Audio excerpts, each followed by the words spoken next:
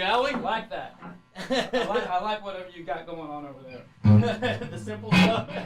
Sounds good.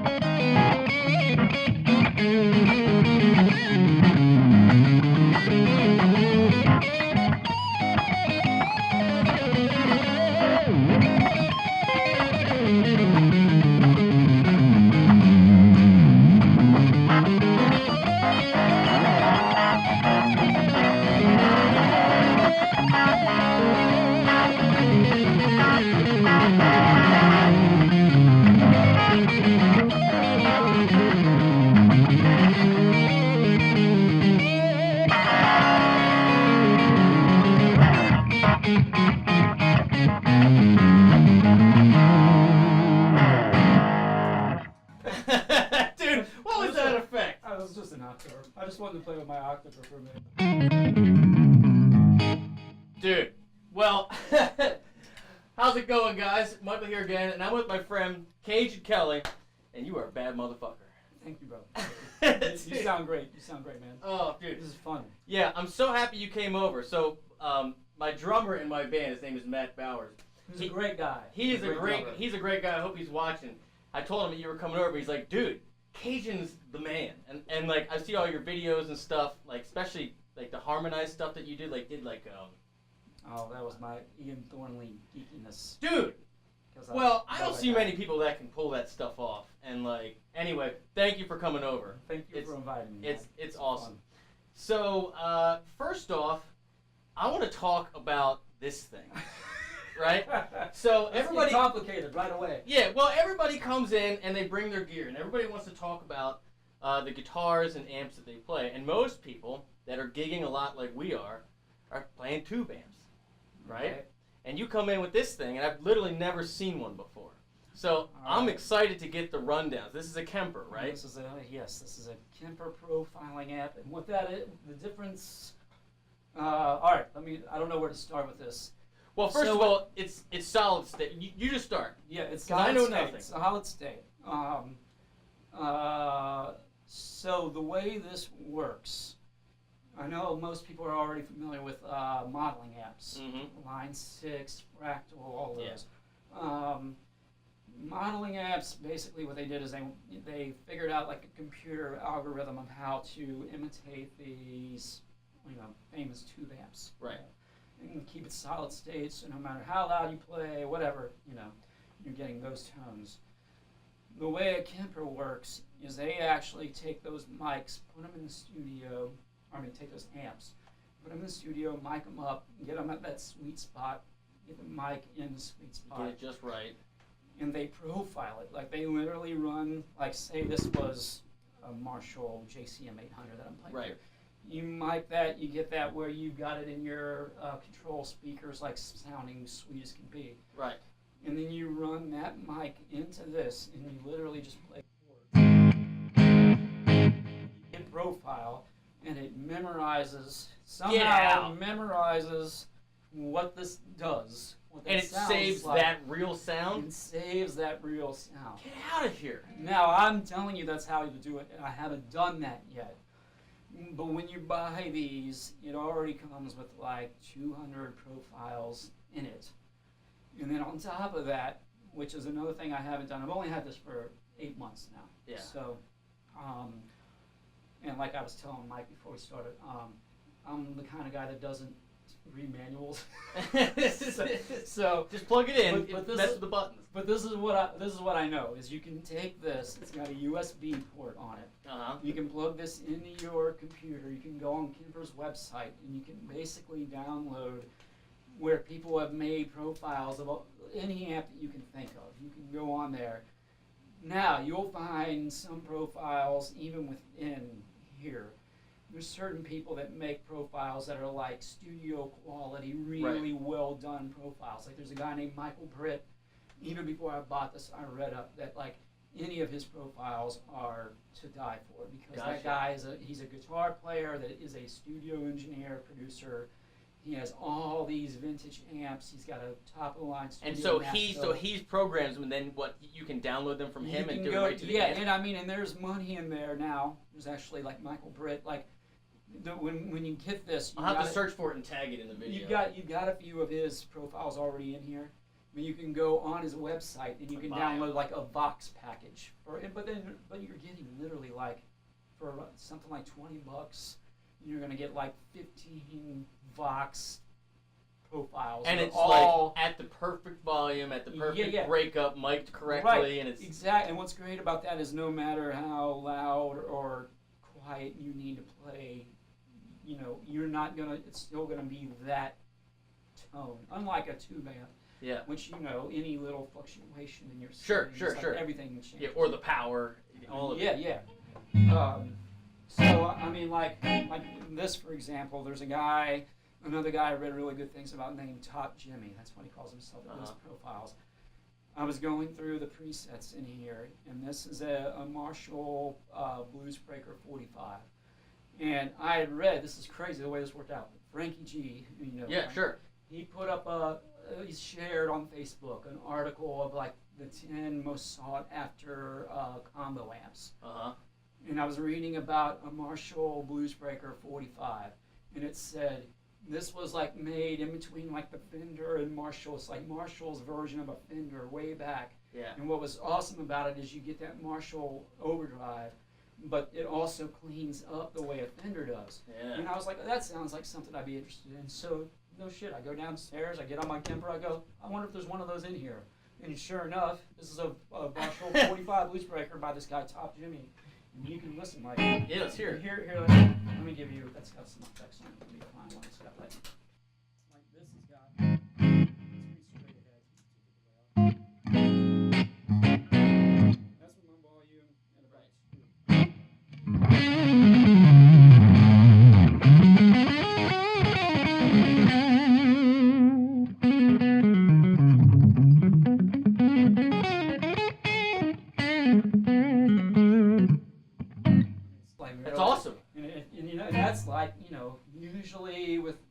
9.6 stuff, you can't get those subtleties like that. You know Yeah. what I mean? Like if you, whatever model they had, if you backed up your volume, it didn't react the way a tube amp would react. Yeah. You know what I mean? And this is like, and what's crazy is, if you play through some of those tube amps, you know there's certain amps that do that really well. Yeah.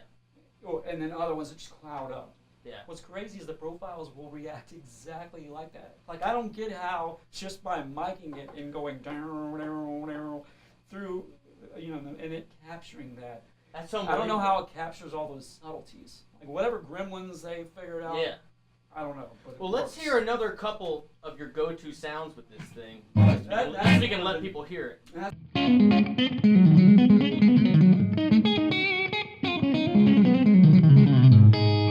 Got it, man. Yeah, this thing has those PRS coil taps too, and they work great, dude. Don't they? I'm like totally blown away when I first played this thing. I couldn't believe that, not just the almost no volume loss, but just how like really single coily it It's sounds. very, yeah.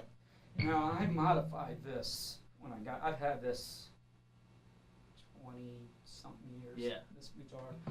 And when I bought it, it had the typical 5-way PRS style and just a regular, in the PRS, those were Dragons back then. And I don't know anything, so I basically took it to a guy and said, okay, this is what I would like, what should I do with this? And he put this is a Duncan custom. Dude, I'm the same way, man. Like when I had that bullet back there, which is a total bastardized guitar. Yeah. And like I took it to my buddy. I was like, I just wanted to sound like Texas. I don't know. Yeah, I don't know I what don't know how buy. to achieve that. No. But if you can tell me, no, I did the same thing. I got a Strat where I was like, it had these gold lace sensors in it. Yeah. And I just they weren't terrible, but they just didn't have enough oomph.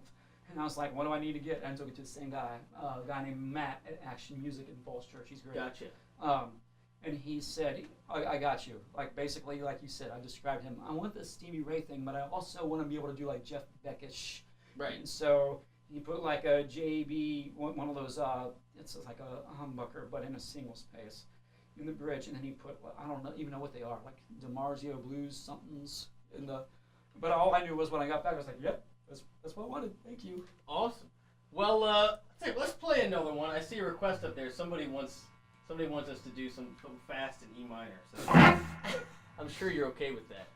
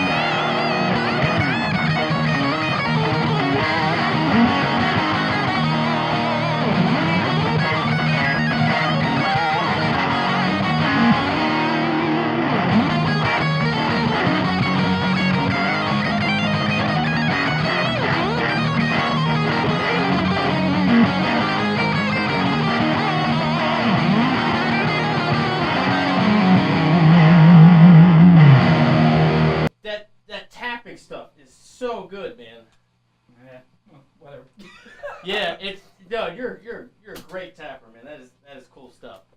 All right, so let's talk about what you're doing gigging wise and music wise. I'm playing a lot. Like you gig like 5 days a week? Yeah, about. Yeah. 4 or 5. Well, I mean, it depends. It's like it's hit or miss. Sure. And the funny thing is, as a musician, when that's what you're doing for a living, if you get phone calls for a gig, you're like, yeah, I better take that. Yeah.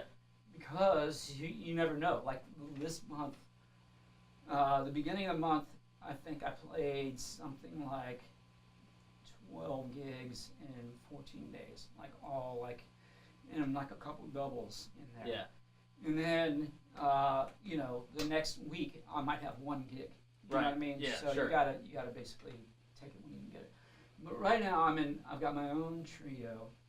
I play in Never Never, and I also play in Carrie Ziegler's Expensive Hobbies. So those are. Oh, that's right. You took that gig. Those are 3 bands. That's a wild gig, isn't it? It's fun. Yeah. I mean, and it's great because all of those are, like in my trio, I get to play. And we'll tag all these too, so people can check them out. Thank you. Yeah. But in my trio, I get to basically play whatever I want to, And then Never Never is like, that's a band I used to go see a lot, So, and I've been in that band now for like 8 years. Spike and I, lead singer and we hit it off like right away. Yeah. And they do all the stuff that I grew up listening to and playing, so, like I love that. And then just tell everybody what kind of band that is. Never Never does a lot of classic rock. Like Spike is a phenomenal lead singer. They're known for doing a lot of Zeppelin, like really well. Like, and mainly because Spike is just, he can nail that stuff. But it's like all the classic rock stuff, awesome. Deep Purple, but like really cool Aerosmith, that type of stuff. And not just like the radio songs, but like deep cut stuff. And that band also has a lot of jamming in it, so that also, is nice. And then with Carrie Ziegler, again, I've known about that band forever. They've had a reputation of like, what they do, it's an 8-piece band. Yeah, and it's super intricate. And it's stuff that not a lot of people cover. Yeah. And what's great about that band is there's 7 vocalists. Good Lord. So the harmonies are just on point. It's the first gig I ever did with them. I've been in the band a little over a year and a half now. Was Gambone the drummer when you joined? No, I actually joined the band right after Andy Shriver's guitar player that I replaced, who's also a friend of mine. Andy and Mike Gambone left at the same time. And Ricky Wise and I joined. Yeah, Ricky's great. Great guy. And great singer, great musician. Great drummer. I know, he is. But anyway, when we were doing our first gig, and we were backstage at a place called Club 66, and I grabbed like an acoustic off the wall. They have like guitars back there, and Carrie was like, "Let's do a little acapella piece. We do "Carry On" by Crosby, Stills and Nash, and there's a vocal break in the middle of that. That's like 7-part harmonies. That's a big song to take on. And we were like, well, let's do that real quick before we go on, just to make sure our harmony's in line. And it was like, I've never been in a band like we sang that, and being in this little room and hearing these 7-part harmonies that were so dead on. I was like, oh my God, like chills up my spine. I was like, I've never been in a band that could do that. Nonetheless, even see a band that can do that, like. So I mean, it's cool. I mean, they do stuff like, we do like Zappa, Boston, Supertramp, Tower of Power, because they've got. We should do some Supertramp. They've got a 3-part, 3-piece horn section. Right. Those guys are great. I mean, and the really cool thing about that band, everybody's really. Actually, I'm lucky. All the bands I play with, every musician, no matter how good they are, there's no ego. Like, I'm not dealing with anybody that's got egos or, it's just down-to-earth people having a good time. It's hard to find, music. Man. Yeah, very. Dude. Yeah. I hear you. I'm fortunate enough to be in one of those bands, too, where not just personality-wise, but also, like, no one takes anybody else's space on stage or in the mix, Oh, yeah. Where everybody's just super, knows their spot and does it well, and like it's the only band I've ever been in that's really been like that. Yeah. No, that's funny. I've been lucky coming up that I really didn't have to deal with that much, like through most of my musical life. Mm-hmm. But there've been times I've dealt with other bands Yeah. that had that going, like opening gigs for people, Sure. stuff like that. But I've never had to deal with it like in a band that I was in. Luckily. Gotcha. Yeah. Let's talk about your guitar again real quick, because I think we got cut off last time. What were those? So what model is this? How long have you had it? And then tell us again what you did. I've had it forever. I've got it. I played with Deanna Bogart, man, for 11 years. And I got this when I just joined her band, so that was 95. Nice. And prior to that, I'd played a J.C. Penney Skylark for my whole life. So literally, you jumped from a J.C. Penney to a PRS. And don't tell Paul this, but the reason I went with PRS is because it had the same neck profile as my J.C. Penney. I'm sure that's what he modeled it after. Yeah, exactly. But that's the truth. I always wanted a Paul Reed Smith because they sounded so good. Yeah. And they were so versatile. But literally, I was like, all right, I like it because it's got the same scale length and neck that I'm used to. Yeah. So it won't be like an adjustment. Yeah. But yeah, so when I bought this, like I was saying, it was all stock, and then I took to my friend. That's a Seymour Duncan Custom.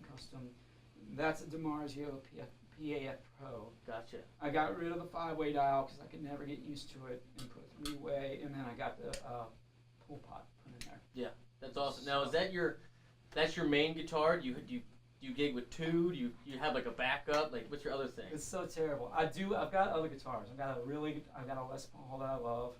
I've got a Strat that I love. But I know how to get everything I need out of this. Yeah. Like I know where things. And the other thing about I'm very much, like I was saying with this setting, I'm very much a volume knob player. Me too. Gotcha. So neither of my other guitars have that so readily accessible, and I do a lot of swell stuff. Oh yeah, let's do some of that. So obviously I can't do that when I've got a volume knob. It's like a Les Paul. It's way too far down. All that type of stuff. So awesome. Well, let's hear a little more of that. Let's do we'll change it up. Let's do something a little lighter.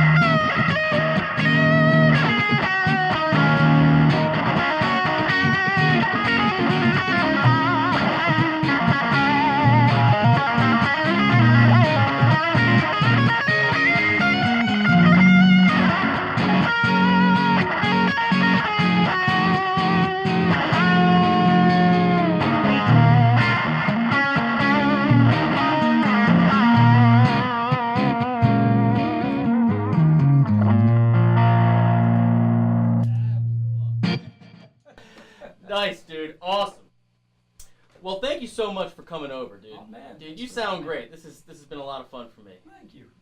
So why don't you tell everybody where they can kind of find you? I obviously tag stuff, but you have a. Where should we send people? KajunKelley.com. Yeah. That's where everything is.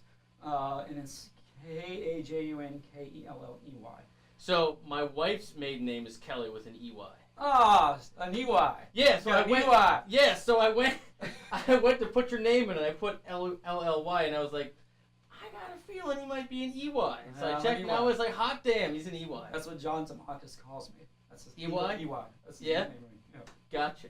Well, thank you so much, man. I really appreciate it. Me. And dude, you sound awesome. Thank you, you too, brother. Yeah, and we'll post all these links. So definitely go on and check him out. Kajun Kelley, definitely one of the best guitar players in town, brother. Whatever.